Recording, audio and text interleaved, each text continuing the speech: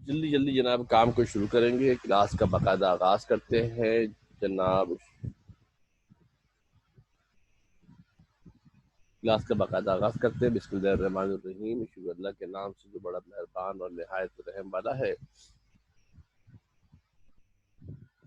जैसा कि आप जानते हैं कि हम चैप्टर फर्स्ट फिजिक्स की क्लास है और जनाब चैप्टर नंबर 2 पढ़ रहे हैं। वेक्टर इसका नाम है। ये काफ़ी तवील चैप्टर है, इसमें बोर नहीं होना। जो लोग पहले से पढ़ रहे हैं उनको लगता होगा कि जनाब जो है वो कि चैप्टर चला जा रहा है तो चले ही जा रहा है, ख़त्म ही नहीं हो रहा है चैप्टर। तो ऐसी परेशानी की बात नहीं है इसके अंदर। मैंने आपको शुरू में भी समझाया था और फिर अब बता रहा हूँ।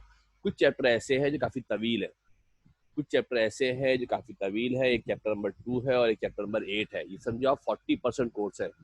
कुछ चैप्टर ऐसे भी हैं मेरे बेटा जो 2 दिन में भी हो जाएंगे और कुछ चैप्टर ऐसे हैं जो 1 दिन में भी हो जाए शायद।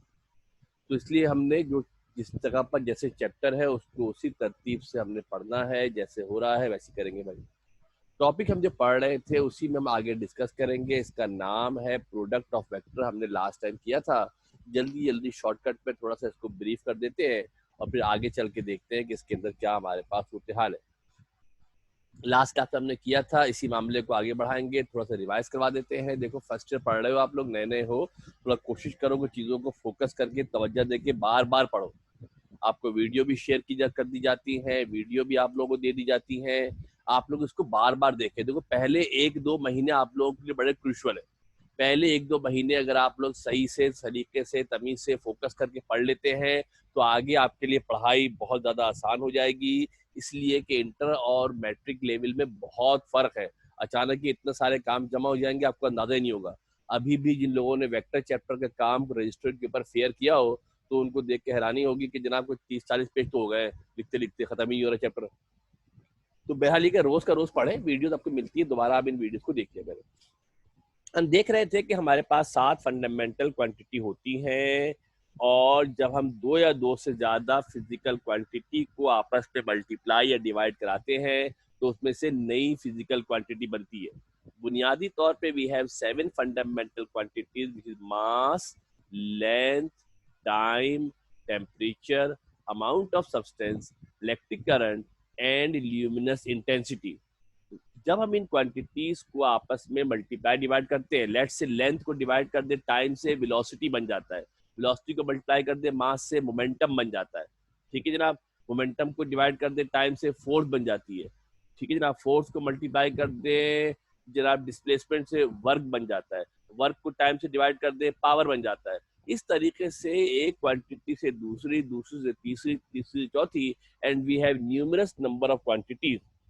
इसी तरीके से मेरे बेटा अगर हम खास बात करें कि अगर हम 2 वेक्टर क्वांटिटीज को मल्टीप्लाई करें और उसके नतीजे में एक नई फिजिकल क्वांटिटी हमें हासिल हो तो इस फिनोमेना को, इस प्रोसेस को कहा जाता है प्रोडक्ट ऑफ वेक्टर या मल्टीप्लिकेशन ऑफ वेक्टर कहा जाता है। जो नई क्वांटिटी हमारे पास बनती है वो नई क्वांटिटी स्केलर भी हो सकती है मेरे बेटा, वो नई क्वांटिटी हमारे पास वेक्टर भी हो सकती है। 2 बातें यहाँ समझने की बहुत इंपॉर्टेंट। पहली बात मेरे बेटा समझने की ये है कि जिन 2 क्वांटिटी को मल्टीप्लाई करेंगे इन दोनों का वेक्टर होना लाजमी है, मास नहीं चलेगा। जिन 2 क्वांटिटीज को मल्टीप्लाई करेंगे उन दोनों का वेक्टर होना लाजमी है, उन दोनों का वेक्टर होना लाजमी है। और जो नई क्वांटिटी हमें हासिल होगी, हालांकि दोनों वेक्टर होंगे, मगर जो नई क्वांटिटी हमें मिलेगी वो हो सकता है स्केलर क्वांटिटी हो और ये भी हो सकता है मेरे बेटा कि वो कैसी क्वांटिटी हो, ये भी हो सकता है कि वो हमारे पास वेक्टर क्वांटिटी। मल्टीप्लाई दोनों वेक्टर होंगे, बनने वाली क्वांटिटी स्केलर भी हो सकती है, बनने वाली क्वांटिटी हमारे पास जरा वेक्टर भी हो सकती है। लिहाजा टाइप्स ऑफ प्रोडक्ट को, वेक्टर प्रोडक्ट को हम 2 हिस्सों में डिवाइड कर सकते हैं। One is called scalar product and the other one is called vector product. Definition जरा तवज्जो से देख लो। when two vector quantities are multiplied, a new scalar or vector quantity can be obtained. Hence two types of product of vector. Hence there are two types of product of vector. One is called scalar product and the other one is called vector product. एक का नाम होगा scalar product, दूसरे का नाम होगा vector product. अब हम बारी बारी जनाब क्या करेंगे, इन दोनों प्रोडक्ट को पढ़ेंगे। ये अपनी जगह पर बड़े बड़े लेंथी टॉपिक है, समझ के ध्यान से देखिएगा। पहला हमारे पास है स्केलर प्रोडक्ट और डॉट प्रोडक्ट। इसका एक और नाम होता है डॉट प्रोडक्ट। क्यों कहते हैं डॉट प्रोडक्ट, अभी आगे चल के इसके जवाब मिलेगा आपको। इसकी दो हमारे पास डेफिनेशन है। पहली डेफिनेशन हमारे पास ये क्वालिटेटिव है। बेसिकली मैंने लास्ट टाइम भी कहा था, टाइपिंग थोड़ी मिस्टेक है। ये क्वालिटेटिव डेफिनेशन हमारे पास है। अगर दो वेक्टरों का प्रोडक्ट एक स्केलर क्वांटिटी आ जाए, मल्टीप्लाई होंगे दो वेक्टर, मल्टीप्लाई होंगे दो वेक्टर, मल्टीप्लाई होंगे दोनों वेक्टर होने चाहिए, और जो नई क्वांटिटी फॉर्म होगी वो हमारे पास अगर स्केलर हो, तो ऐसी मल्टीप्लीकेशन का नाम होता है स्केलर प्रोडक्ट। क्या नाम होता है इसका? स्केलर प्रोडक्ट जनाब, इसको जो है वो कहा जाता है। क्या नाम होता है इसका? स्केलर प्रोडक्ट जनाब, इसको जो है वो कहा जाता है। स्केलर प्रोडक्ट जनाब, इसको जो है वो कहा जाता है। The scalar product of two vectors A and B, the scalar product of two vector a and b is the product of magnitude of vector, is the product of magnitude of vector and cosine of angle between them, and cosine of angle between them, इनके दरमियान जो cosine होता है, इनके दरमियान जो cosine होता है उसके प्रोडक्ट के बराबर होता है। दोनों वेक्टर के मैग्नीट्यूड लेंगे। बताया था, कुछ समझाया था, वेक्टर के दो पार्ट होते हैं, एक होता है मैग्नीट्यूड, एक होता है डायरेक्शन। एक होता है मैग्नीट्यूड, एक हमारे पास होता है डायरेक्शन। हमारे पास जनाब होता है, तवज्जो देके देखिएगा। फर्स्ट का एक वेक्टर ए है, दूसरा वेक्टर बी है, एक वेक्टर ए है, दूसरा वेक्टर बी है, दरमियान में एंगल थीटा है। तो ए डॉट बी बराबर होता है mod of A mod of B cos theta. यहाँ समझ ले कि यहाँ पर एक डॉट का निशान लगाया है। यहाँ पर हमने क्या किया है मेरे बेटा, तवज्जो देके गौर से ध्यान से समझ ले कि यहाँ पर हमने क्या किया है। अगर आप गौर से तवज्जो देके देखेंगे तो यहाँ पर एक निशान लगा हुआ है, डॉट का निशान लगा है। क्या लगा है मेरे बेटा? डॉट का निशान लगा है। मोबाइल की स्क्रीन अगर छोटी है और साफ नजर नहीं आ रहा तो मेरे बेटा मैं बड़ा करके दिखा देता हूँ। ये डॉट का निशान लगा हुआ है, ये निशान लगा हुआ है, ये डॉट का हमारे पास निशान लगा हुआ है। इसी हवाले से इसका नाम होता है डॉट प्रोडक्ट। इसी हवाले से इसका नाम होता है डॉट प्रोडक्ट होता है। जब दो लकीरें ड्रॉ करते हैं इसको मैग्नीट्यूड कहते हैं, magnitude of A, magnitude of B और कॉस थीटा। जल्दी जल्दी आगे बढ़ते हैं। इधर ट्रिकी टॉपिक है इसलिए इसको दोबारा रिपीट करवा रहा हूँ। ये अगर समझ जाओगे तो फिर आगे बिल्कुल ही, अब फिजिक्स का कोर्स बहुत ही आसान है। थीटा हमारे पास एंगल है जिसकी वैल्यू 0 और 180 के दरमियान होती है। फिर इसकी क्वांटिटेटिव डेफिनेशन होती है the product of the magnitude of one vector and the projection of another vector on to the first vector. इसकी एक और डेफिनेशन हमने बताई थी कि प्रोडक्ट होता है किसका? ए डॉट बी किसके बराबर होता है? ए इंटू बी ऑफ ए। ये जो बी ऑफ ए हमारे पास लिखा हुआ है यहाँ पर, तवज्जो दे के गौर से ध्यान से देखिएगा। जो हमने बी ऑफ ए यहाँ पर लिखा है, इस बी ऑफ ए का नाम होता है projection of B on to A. Projection of B on to A इसका नाम होता है, is called projection of B on to A. और ये बी ऑफ ए बराबर होता है बी कॉस थीटा के। Projection of B on to A is the component of vector B on to A. तवज्जो देकर गौर से देख लेना। यहाँ आपके पास अगर एक वेक्टर मौजूद है, क्या मेरे बेटा? एक वेक्टर मेरे पास मौजूद है। ये वाला वेक्टर मेरे पास नीचे ए है, ऊपर बी है। हमने एक परपेंडिकुलर ड्रॉ कराया तो ये जो कंपोनेंट मेरे पास बन रहा है, कहाँ से लेके कहाँ तक मेरे बेटा? यहाँ से लेकर यहाँ तक जो कंपोनेंट बन रहा है इसको कहा जाता है बी ऑफ ए। किसके बराबर होता है बेटा? ये बी ऑफ ए के जनाब ये बराबर होता है। और बी ऑफ ए बराबर होता है किसके बराबर होता है बेटा? समझ लेना गौर से। बी ऑफ ए बराबर होता है बी कॉस थीटा के। किसके बराबर होता है बेटा? बी ऑफ ए बराबर होगा बी कॉस थीटा के जनाब बराबर होगा। बी ऑफ ए किसके बराबर होगा? बी कॉस थीटा के जनाब बराबर होगा। थीटा की जगह मैं जो लगा दे रहा हूँ, बी ऑफ ए किसके बराबर होगा? बी कॉस थीटा के बराबर होगा। निशान जो लगाया बेटा मैंने यहाँ पर, ये जीरो नहीं, थीटा। बी ऑफ ए बराबर होगा बी कॉस थीटा के। अच्छी तरीके से बात समझ लेना कि बी ऑफ ए किसके बराबर होता है? बी कॉस थीटा होगा। अगर मैंने प्रोजेक्शन गिराया है बी का ए पर, प्रोजेक्शन ड्रॉ किया है बी का ए पर, ये भी हो सकता है कि हम प्रोजेक्शन ड्रॉ कर दे ए का बी पर। ये भी हो सकता है कि हम प्रोजेक्शन ड्रॉ कर दे किसका मेरे बेटा? ए का प्रोजेक्शन ड्रॉ कर दे बी के ऊपर, तो उसको कहा जाएगा ए ऑफ बी। इस तरह ये बी ऑफ ए है, उसका नाम क्या हो जाएगा? ए ऑफ बी इसका नाम हो जाएगा। और वो बराबर होगा ए कॉस थीटा के बराबर होगा। आगे चल के और चीजें आएंगी तो आपको समझाएंगे किस तरीके से उसको बनाया जा सकता है। बी ऑफ ए का मतलब है projection of B on to A, हमने बी का परपेंडिकुलर ए पर गिराया। ऐसा भी कर सकते थे कि ए का प्रोजेक्शन बी पर गिराते। अगर ए का प्रोजेक्शन बी पर गिराते तो उसका नाम होता ए ऑफ बी, यानी कि projection of A on to B होता। आगे चलेंगे, आएंगे तो और बातें इसमें नजर हमारे पास आएंगी, तो उसमें इंशाअल्लाह इसको मजीद वाज़ेह तौर पे क्लियर कर देंगे।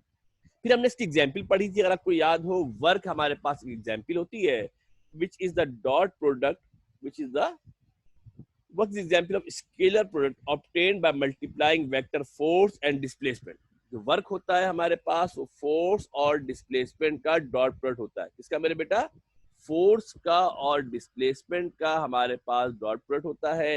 एग्जाम में एमसीक्यूज के अंदर पूछते हैं कि work is the dot product of dash and dash. तो वजह देके देख लेते हैं, डब्ल्यू किसके बराबर होगा? एफ डॉट डी के बराबर होगा। डॉट के निशान को हटाएंगे, कॉस थीटा आएगा। डॉट के निशान को हटाया जाएगा तो हमारे पास क्या आएगा? कॉस थीटा आएगा। एक और एग्जांपल इसकी पावर होती है, अक्सर पूछते हैं एग्जाम के अंदर एमसीक्यूज के अंदर। Power is the dot product of force and velocity. Power जो है वो डॉट प्रोडक्ट है किसका मेरे बेटा? फोर्स और वेलोसिटी का डॉट प्रोडक्ट हमारे पास होता है। ये भी एग्जाम के अंदर एमसीक्यूज के अंदर पूछा जाता है। तवज्जो देके ध्यान से देखिएगा, न्यूमेरिकल में भी काम आएगा। हटा दे बेटा अगर तो क्या हो जाएगा? P equal to F V cos theta हो जाएगा। अब आते हैं प्रॉपर्टीज ऑफ डॉट प्रोडक्ट। ये भी आपको बताई थी, ये प्रॉपर्टीज आगे आपके बहुत काम आने वाली हैं, न्यूमेरिकल में भी काम आती हैं, एमसीक्यूज के अंदर भी काम आती है, सवाल में भी पूछ सकते हैं। प्रॉपर्टी बयान करें। अगर दो वेक्टर पैरेलल होते हैं मेरे बेटा, तो आप जानते हैं कि जब दो वेक्टर पैरेलल होते हैं तो उनके दरमियान जो एंगल होता है वो 0 डिग्री हो जाएगा। जब एंगल 0 होगा तो cos 0 की वैल्यू 1 होती है। ए डॉट बी बराबर होता है ए बी cos थीटा के। लास्ट टाइम भी आपको मेंशन किया था, याद रखना कि आप ये भी कह सकते हो कि ये मैक्सिमम होता है। क्या होता है मेरे बेटा? ये हमारे पास मैक्सिमम होता है। डॉट प्रोडक्ट कब मैक्सिमम होता है?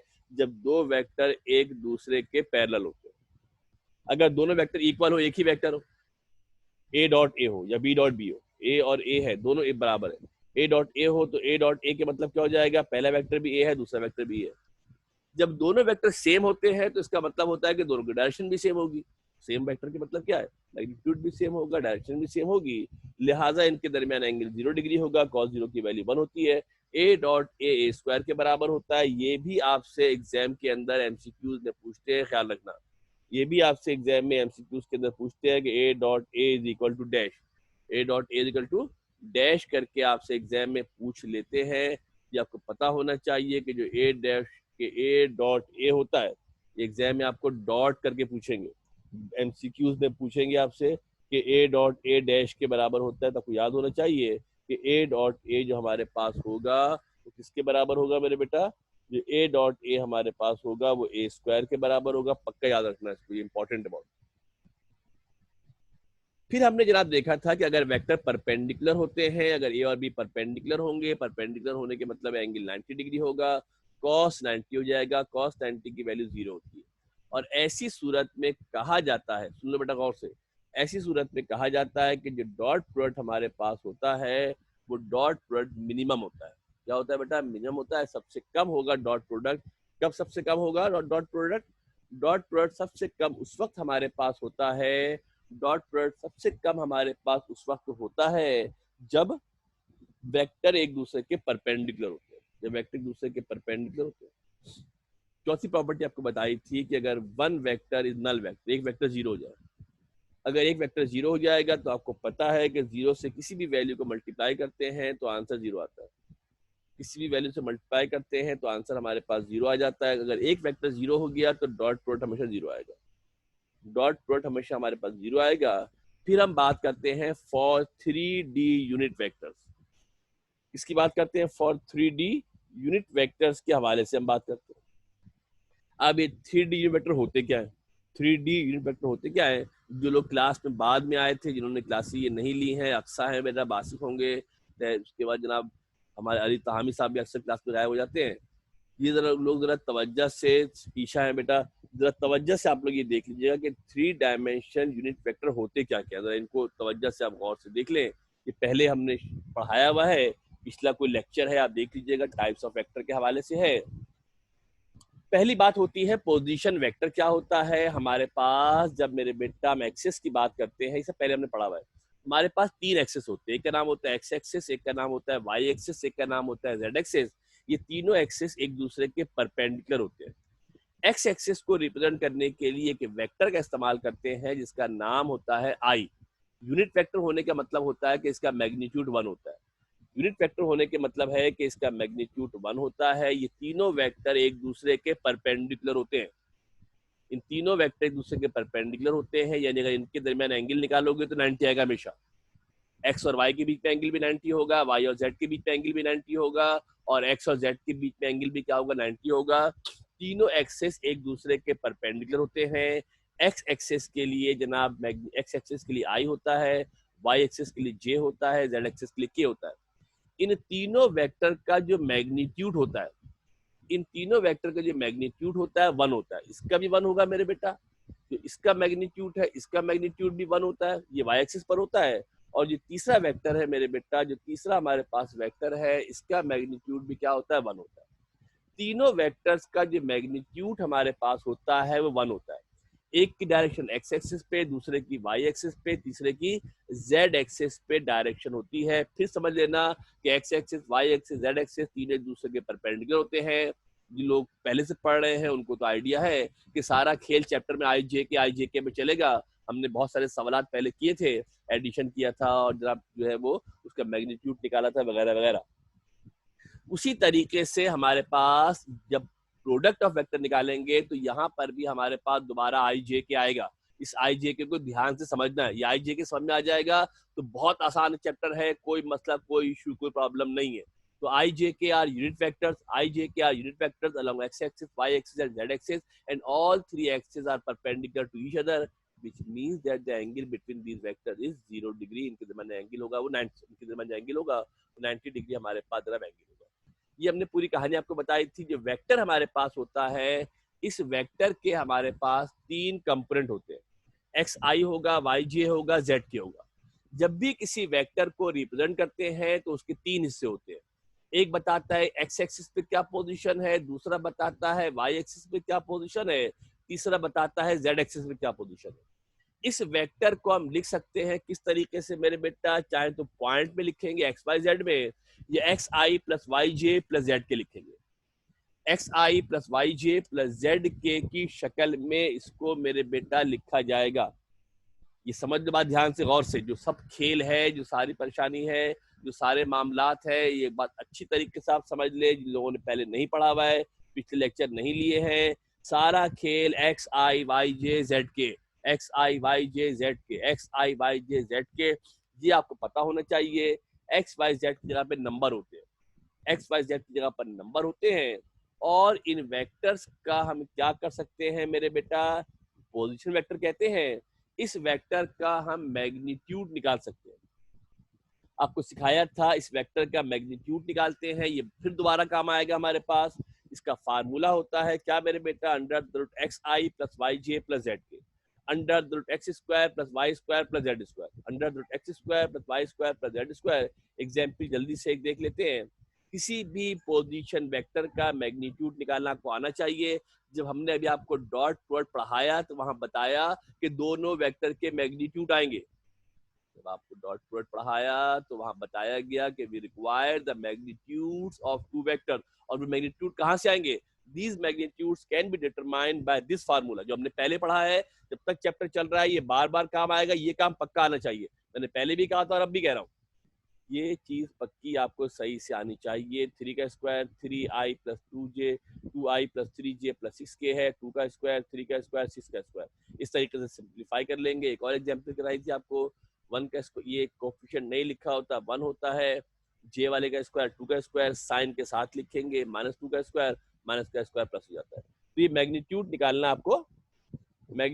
निकालना आपको जनाब आना चाहिए। हम वापस आते हैं अपने जनाब टॉपिक के ऊपर, जैसे कि हमने प्रॉपर्टीज पढ़ रहे थे। अब हम बात करते हैं 3D यूनिट वेक्टर यानी आई जे के। 3D यूनिट वेक्टर से मुराद क्या है मेरे बेटा, 3D यूनिट वेक्टर से मुराद होता है आई जे के। क्या होता है बेटा, आई जे के होते हैं हमारे 3D यूनिट वेक्टर जो एक दूसरे के परपेंडिकुलर होते हैं। क्या होते हैं, एक दूसरे के परपेंडिकुलर हमारे पास होते हैं। इनका इनका डॉट प्रोडक्ट कैसे निकाला जाएगा? 3D यूनिट वेक्टर यानी आई, जे और के का डॉट प्रोडक्ट कैसे निकाला जाएगा? तवज्जो देखिए, गौर से देखें। पहला हमारे पास है कि अगर इक्वल वेक्टर हो, इक्वल के मतलब क्या है? या तो दोनों आई हो, या दोनों जे हो, या दोनों के हो। either both the vectors are I or both the vectors are J or both the vectors are K। First करो I डॉट I है।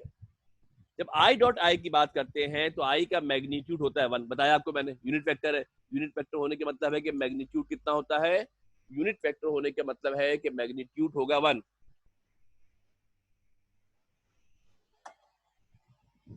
I यूनिट वेक्टर है, उसका मैग्नीट्यूड होगा 1। दूसरा I है, इसका मैग्नीट्यूड भी 1 होगा। ये दोनों वेक्टर चूंकि बराबर है, ये दोनों वेक्टर चूंकि इक्वल है, बराबर है, और आप जानते हो जब वेक्टर इक्वल होते हैं, जब वेक्टर बराबर होते हैं, तो उनके दरमियान एंगल कितना होता है? 0 होता है। जब वेक्टर इक्वल होते हैं, बराबर होते हैं, तो उनके दरमियान एंगल 0 होता है। लिहाजा यहाँ पर एंगल क्या आ जाएगा? यहाँ पर एंगल आ जाएगा 0। यहाँ पर जो एंगल हमारे पास है मेरे बेटा, यहाँ पर एंगल क्या आ जाएगा हमारे पास? 0। हमारे पास एंगल आ जाएगा, दोनों वेक्टर बराबर है। पढ़ाना हमने क्या पढ़ा? हमने ए आता है, बी आता है, कॉस थीटा आता है। ए आता है, ए का मैग्नीट्यूड, बी का मैग्नीट्यूड, कॉस थीटा। तवज्जो देके देखना मेरे बेटा, यहाँ पहला वेक्टर आई है, इसका मैग्नीट्यूड 1। पहला वेक्टर आई है, इसका मैग्नीट्यूड 1। दूसरा वेक्टर भी आई है, इसका मैग्नीट्यूड भी 1। दोनों वेक्टर बराबर है, दोनों वेक्टर बराबर है, दोनों वेक्टर बराबर है। जब वेक्टर बराबर होंगे तो उनके दरमियान कितना एंगल होगा? दोनों वेक्टर बराबर होंगे तो उनके दरमियान एंगल होगा 0 डिग्री। कॉस 0 की वैल्यू 1 होती है। कॉस 0 की वैल्यू बेटा 1 होती है, लिहाजा आंसर आ जाएगा 1। जब भी आई डॉट आई निकालेंगे आंसर आएगा 1। सिमिलरली अगर जे डॉट जे निकाले, आई डॉट आई हो, जे डॉट जे हो, के डॉट के हो, एक जैसे वेक्टर होंगे। एक जैसे वेक्टर होंगे तो बीच में एंगल 0 होगा, सबका मैग्नीट्यूड 1 है, तो उसका आंसर हमेशा 1 आएगा। उसका आंसर क्या आएगा बेटा? हमेशा 1 उसका हमारे पास आंसर आएगा।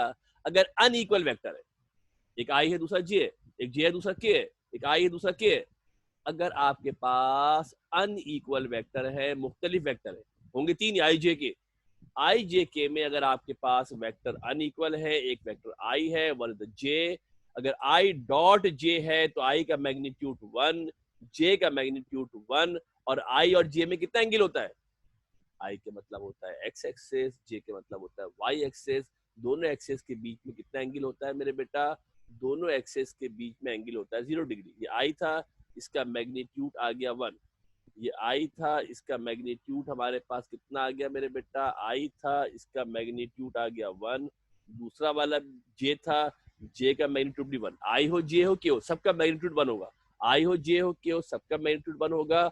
और यहाँ पर एंगल आया 90 डिग्री। कितना एंगल आया मेरे बेटा? 90 डिग्री हमारे पास एंगल आया है। क्यों आया है? बताया, समझाया आपको, बताया, समझाया आपको क्यों एंगल 90 डिग्री होगा। समझ लो फिर दोबारा गौर से, समझ लो गौर से। ये मेरे बेटा अगर आई है चंदा, ये वाला वेक्टर हमारे पास जे होगा। ये वाला वेक्टर आई है, दूसरा वाला वेक्टर हमारे पास क्या होगा? दूसरा वेक्टर जे होगा। और जब आई और जे होंगे तो इनके दरमियान जो एंगल हमारे पास बनेगा मेरे बेटा, इनके दरमियान जो एंगल बनेगा वह एंगल कितना होगा? 90 डिग्री एंगल होगा। कितना एंगल होगा मेरे बेटा? जब दो वेक्टर होते हैं तो दो वेक्टर के दरमियान जो एंगल हमारे पास होता है, कितना एंगल होता है मेरे बेटा? 90 डिग्री एंगल होता है।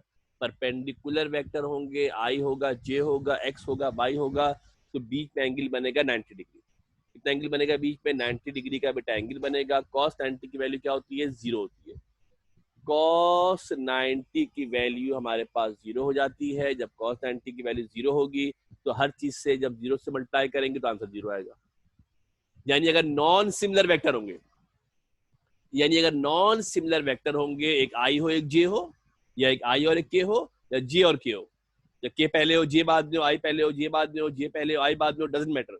अगर दो डिफरेंट वेक्टर होंगे तो उनका जो आपके पास, जब दो डिफरेंट वेक्टर होंगे तो उनका मेरे बेटा आपके पास जो डॉट प्रोडक्ट आएगा, उनका जो डॉट प्रोडक्ट आएगा वो डॉट प्रोडक्ट हमेशा 0 के बराबर होगा। और अगर सिमिलर होंगे मेरे बेटा तो इनका डॉट प्रोडक्ट 1 के बराबर होगा। अगर सिमिलर होंगे तो डॉट प्रोडक्ट 1 के बराबर होगा, नॉन सिमिलर होंगे तो उनका डॉट प्रोडक्ट 0 के बराबर होगा। ये अच्छी तरीके से बात ध्यान में रखना, अच्छी तरीके से बात ध्यान में रखना। अगला पार्ट करने जा रहे हैं और ज्यादा ट्रिकी है, और ज्यादा फोकस करके ध्यान से गौर से स्क्रीन के ऊपर देखिएगा। Determination of dot product of two vectors, अगर दो वेक्टर मेरे पास है पूरे पूरे कंप्लीट आई जे के साथ, तो उनका डॉट प्रोडक्ट कैसे निकालेंगे। फर्स्ट करें, मेरे पास एक वेक्टर है a x i a y j a z के। आपको पता है किसी भी वेक्टर के तीन कंपोनेंट होते हैं। किसी भी वेक्टर के क्या होते हैं मेरे बेटा, किसी भी वेक्टर के हमारे पास कितने होते हैं कंपोनेंट, बताया था आपको। किसी भी वेक्टर की अगर हम बात करेंगे तो किसी भी वेक्टर के हमारे पास होते हैं तीन कंपोनेंट, एक्स आई वाई जे जेड के। एक्स आई वाई जे जेड के तीन कंपोनेंट हमेशा होंगे। कितने कंपोनेंट होंगे बेटा? हमेशा तीन कंपोनेंट हमारे पास चंदा मेरे बेटा होंगे, हमेशा ख्याल रख के देखिएगा। अगर हमारे पास हम बात कर रहे हैं एक वेक्टर ए है जिसका नाम क्या है, जिसके हिस्से क्या है, a x i a y j a z k. दूसरा वेक्टर एक और है, उसका नाम है b x i b y j b z k. B x i b y j b z k हमारे पास है। तो ए डॉट बी क्या मेरे बेटा, जब ए डॉट बी की हम बात करेंगे तो क्या हो जाएगा बेटा, पहले वेक्टर ए लेंगे फिर वेक्टर बी लेंगे, दोनों को मल्टीप्लाई करेंगे। पहले वेक्टर ए लेंगे फिर वेक्टर बी लेंगे, दोनों को मल्टीप्लाई करेंगे।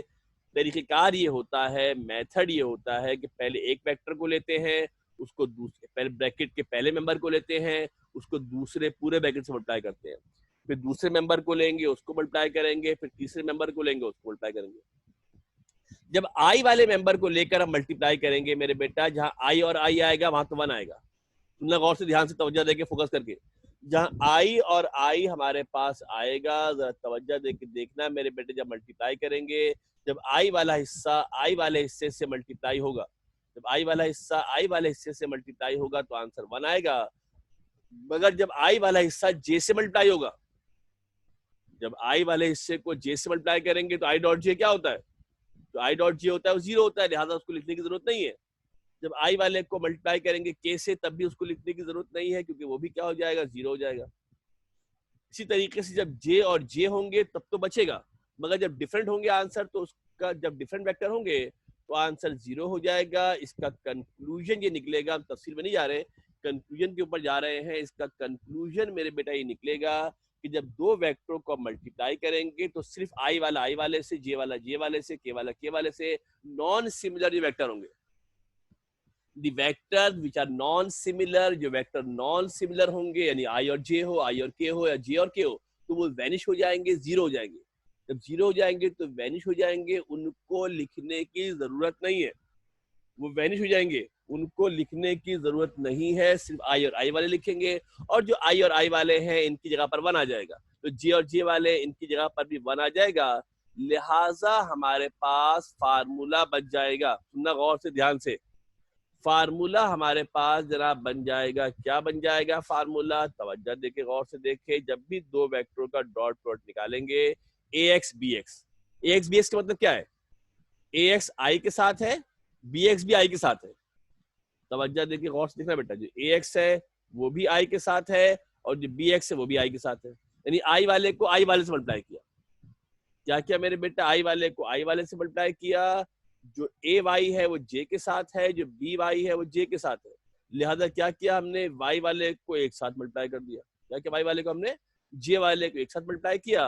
और अगर हम देखें मेरे बेटा किसको, और अगर हम देखें मेरे बेटा के वाले को, तो ये जनाब किसके साथ के है, जेड वाले के साथ के है। ए जेड के है, बी जेड के है, तो हमने क्या देखा बेटा, केवल मल्टीप्लाई कर दिया। पूरी कहानी इतनी तफसील में जाने की जरूरत नहीं है, आसान सी बात समझने की ये है कि जब भी दो वेक्टर मल्टीप्लाई कराए जाएंगे, डॉट प्रोडक्ट निकाला जाएगा, डॉट प्रोडक्ट निकाला जाएगा, डॉट प्रोडक्ट निकाला जाएगा। तो आई वाले कंपोनेंट को आई वाले कंपोनेंट से आई नहीं लिखेंगे, आई वाले कंपोनेंट को आई वाले कंपोनेंट से, आई नहीं है इसके अंदर, गौर से देखना बेटा, इसके अंदर आई वैनिश है, इसके अंदर आई मौजूद नहीं है। जे वाले कंपोनेंट को जे वाले कंपोनेंट से, के वाले कंपोनेंट को के वाले कंपोनेंट से मल्टीप्लाई करेंगे। यहाँ तवज्जो देखिए, गौर से देख लो, इसके साथ आई मौजूद नहीं है, आई जे के वेक्टर में होता है। आई जे और के are associated with vector, I J K are associated with vector. जो डॉट प्रोडक्ट है, स्केलर प्रोडक्ट है, इसमें स्केलर क्वांटिटी होती है। क्या होती है बेटा, इसके अंदर स्केलर क्वांटिटी इसके अंदर होती है। स्केलर क्वांटिटी में आई जे के नहीं होता, आई जे के वेक्टर में होता है। आई J K are use in vector, लिहाजा जब भी डॉट प्रोडक्ट निकालोगे तो इसमें आई जे के नहीं आएगा, इसमें आई जे के हमारे पास नहीं आएगा। आई वाले को आई वाले से, जे वाले को जे वाले से, के वाले को के वाले से मल्टीप्लाई कराया जाएगा। आगे चल के एक सवाल करते हैं तो आपको बेहतर तौर पे इसका आइडिया हो जाएगा। आगे चल के सवाल करते हैं तो उसका बेहतर तौर पे इसका आइडिया हो जाएगा। दो प्रॉपर्टीज की और है, यहां देखते हैं जनाब, एक छोटी सी एग्जाम्पल है, समझने की कोशिश कीजिएगा, जरा मामला आपको आसान हो जाएगा, समझ जाओगे कि डॉट प्रोडक्ट निकलता कैसे है। फर्ज करते हैं मेरे पास एक वेक्टर है a जो बराबर है 2i प्लस 3j प्लस 6 के। दूसरा वेक्टर b है जो किसके बराबर है i प्लस 2j प्लस 2 के। दो वेक्टर अलग अलग, एक में 2i है, 3j है, 6 के है, और दूसरे वेक्टर में i प्लस 2j प्लस 2 के है। इन दोनों वेक्टरों का हमने क्या करना है, डॉट प्रोडक्ट निकालना है। क्या निकालना है मेरे बेटा, इन वेक्टरों का हमने डॉट प्रोडक्ट फाइंड आउट करना है, इनका हमने डॉट प्रोडक्ट निकालना है। एक बात का मेरे बच्चा और ख्याल रखना कि हमारे लिए बड़ा मुश्किल होता है कि हम टाइपिंग के अंदर हर जगह एरो लगा सके, मगर ये मुनासिब होता है, ज़रूरी होता है कि जब भी कभी वेक्टर लिखा जाता है तो इस वेक्टर के ऊपर एक अदद एरो का निशान लगाया जाता है। अगर हम कहीं लगाना आगे पीछे भूल जाएं तो आप इन्हें लाजमी लगाना है, आपने लाजमी जनाब ये निशान लगाना है कि जो वेक्टर होते हैं इन वेक्टर्स के ऊपर एरो का निशान लगाया जाता है। और यूनिट वेक्टर जब भी होते हैं उनके ऊपर एक कैप लगाते हैं। क्या लगाते हैं बेटा, इसके ऊपर इस तरीके से निशान लगा हुआ है, इसको कैप या इसको हेड कहा जाता है। ए डॉट बी निकालना है, कैसे निकालेंगे मेरे बच्चा, गौर से देखना, सॉल्यूशन की बात करते हैं। ए डॉट बी के मतलब पहले वेक्टर ए लिखा, क्या किया मेरे बेटा, पहले वेक्टर ए लिखा, फिर डॉट का निशान लगाया, मोटा सा मार्कर से या पेन से राउंड करके डॉट बड़ा कर देना, ऐसी डॉट पर लगाना कि नजर ही ना आए। ये डॉट की सिग्निफिकेंस है, डॉट की इंपॉर्टेंस है।